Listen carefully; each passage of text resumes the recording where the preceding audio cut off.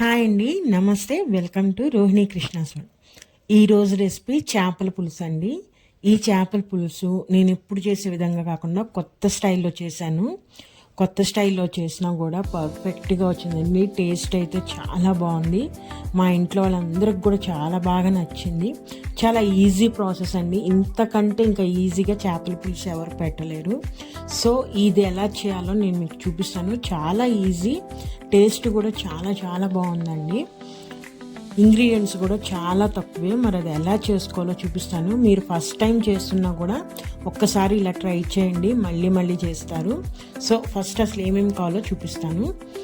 First నేను ఇక్కడ fish తీసుకొచ్చి అంటే మార్కెట్ నుంచి తెచ్చిన తర్వాత కూడా వీటిని శుభ్రంగా క్లీన్ చేసుకుంటానండి. నేనైతే ఒక ఇటుకరాయి తీసుకుని దాని స్కిన్ అంతా ఒకసారి రుద్దేసి ఉప్పు, పసుపు, మజ్జిగ అన్నీ వేసి శుభ్రంగా క్లీన్ చేసుకున్న చేపల ముక్కలు ఇవి.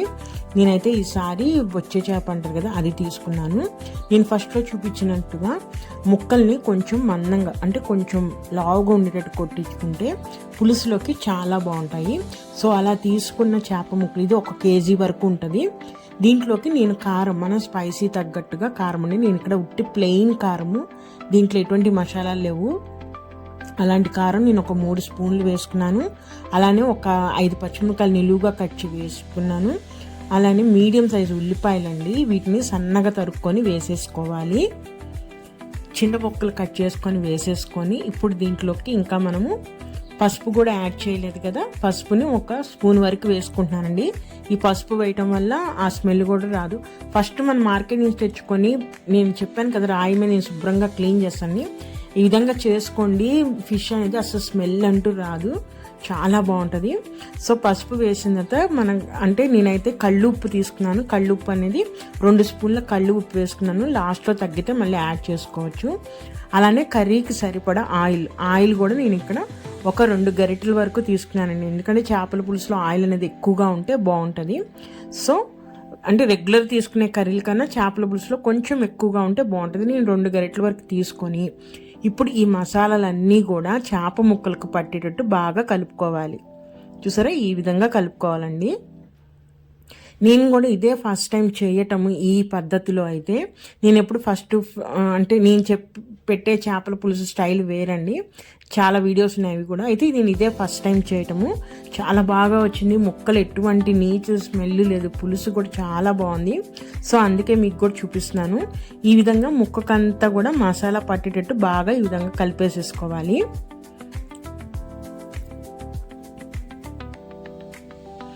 కలిపేసి దీన్ని ఎటువంటి మ్యారినేషన్ చేయని అవసరం లేదండి. అప్పటికప్పుడే కలిపేసుకొని మనము చేసేసుకోవచ్చు.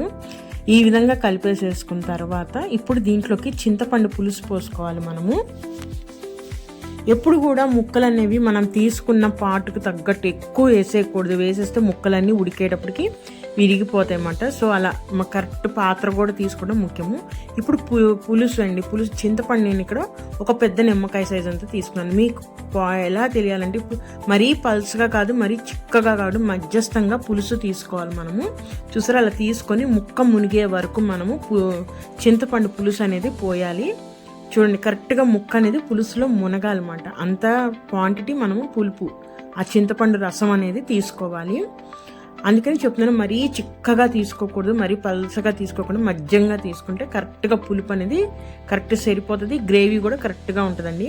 సో ఈ విధంగా పులుపు చింతపండు రసం పోసేసిన తర్వాత ఈ విధంగా ఒకసారి మొత్తం కలుపుకుందాము. అప్పుడు ఆ పులుపులో ఆ ఉప్పు, కారం అవి కూడా మిక్స్ అవుతాయి అన్నమాట. ఈ విధంగా సెట్ చేసేసుకోవాలి మొత్తము. చేసేసుకొని ఇప్పుడు దీనిని మనము స్టవ్ మీద పెట్టేసుకోవాలండి. మూత పెట్టేసేసి స్టవ్ మీద హై ఫ్లేమ్లో ఒక 10 నిమిషాల పాటు ఉడికించాలి. ఇప్పుడు మనం దీన్ని ఇది ఉడికేలోపు దీంట్లోకి ఒక మసాలా తయారు చేయాలండి. అదేంటంటే చూసారుగా నేను చూపిస్తున్న సైజులో అల్లము, ఒక 10 వెల్లుల్లి రెబ్బలు, 2 స్పూన్ల గసగసాలు, ఒక అరచెక్క ఎండు కొబ్బరి అండి. చూడండి, ఈ క్వాంటిటీలో తీసుకొని ఇప్పుడు దీన్ని మనము మిక్సీలో అయినా వేసుకోవచ్చు, లేదంటే రోట్లో నూరుకోవచ్చు అండి. నూరుకొని రెడీగా పెట్టుకోవాలి మసాలా అనేది. ఒక 10 నిమిషాలు అయిన తర్వాత చూద్దామండి. చూడండి, ముక్కలు కూడా బాగా ఉడికినాయి. ప్లస్ ఇంకా అంటే నూనె తేలేదు కాబట్టి మనం ఇంకా కొంచెంసేపు ఉడికించాలి. సో ఒక 10 నిమిషాలు అయిన తర్వాత మూత తీసి మనము నేనైతే రోట్లో దంచుకున్నానండి మసాలాని. ఈ విధంగా దంచుకున్న మసాలాని ఇప్పుడు పులుసులో వేసేసేయాలి మనము.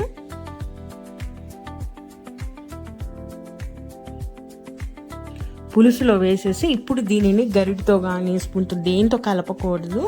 మనం ఒక క్లాత్ తీసుకొని పులుసుని ఈ విధంగా వీడియోలో చూపిస్తున్నట్టు తిప్పుకోవాలండి గిన్నె అనేది. ఆ మసాలా అనేది ఆ పులుసులో కలిసే వరకు మనం ఈ విధంగా తిప్పుకోవాలి మొత్తము. గిన్నె తిప్పుకుంటూ మనము చూడండి వీడియోలో చూపిస్తున్నట్లా గిన్నె తిప్పుకుంటూ రౌండ్గా ఆ పులుసుని తిప్పుకోవాలి, కానీ గరిట అనేది ఇంకా యూజ్ చేయకూడదు.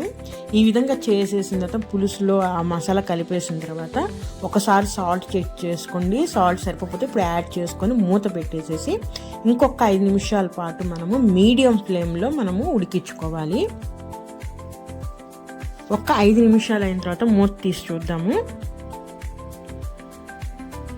చూడండి పైన ఆయిల్ అంతా తేలిందంటే పులుసు అనేది పర్ఫెక్ట్గా ఉడికిపోయిందండి. ఇంకా మసాలాలు అన్నీ కూడా ఉడికిపోయినాయి. ఇంకా దీంట్లో యాడ్ చేసేవి ఏమీ లేవు. ఈ విధంగా తేలిన తర్వాత ఇప్పుడు దీంట్లోకి ఫైనల్గా కొత్తిమీర అయిపోతే పులుసు అనేది టేస్ట్ ఫ్లేవర్ కానీ ఆ టేస్ట్ కానీ రాదు. సో కొత్తిమీర కంపల్సరీగా యాడ్ చేయాలి. కొత్తిమీర యాడ్ చేసేసి ఇప్పుడు సిమ్లో పెట్టేసేసి మనము ఒక్క 2 నిమిషాలు ఉడికిద్దామండి. ఎందుకంటే ఆ కొత్తిమీర ఫ్లేవర్ అనేది పులుసులోకి కూడా యాడ్ అవ్వాలి కాబట్టి ఒక్క 2 నిమిషాలు సిమ్లో పెట్టేసేయాలి మనం. ఇంకా సిమ్లో పెట్టేసి ఒక్క 2 నిమిషాల తర్వాత మూత తీసి చూడండి, గుమగుమలాడే చేపల పులుసు రెడీ అండి. అసలు ఈ మొత్తం ప్రాసెస్ చేయడానికి నాకు జస్ట్ 15 మినిట్సే పట్టింది, కానీ టేస్ట్ మటుకి చాలా బాగుందండి. నేను కూడా ఇదే ఫస్ట్ టైం చేయటం ఈ స్టైల్లో అయితే. సో ఈ చేపల పులుసు చెప్పాము ఈ రోజు కన్నా మరుసటి రోజుకి ఇంకా టేస్టీగా ఉంటుంది అంటారు కదా. మేమైతే ఆ రోజే తినేసాము. మా ఇంట్లో వాళ్ళందరూ కూడా చాలా బాగా నచ్చింది. చాలా ఈజీ ప్రాసెస్ అండి. ఇంతకన్నా ఇంకా ఈజీగా చేపల పులుసు ఇంకా పెట్టలేము మనము, అంత ఈజీ ప్రాసెస్. ఇంగ్రీడియంట్స్ కూడా చాలా తక్కువే.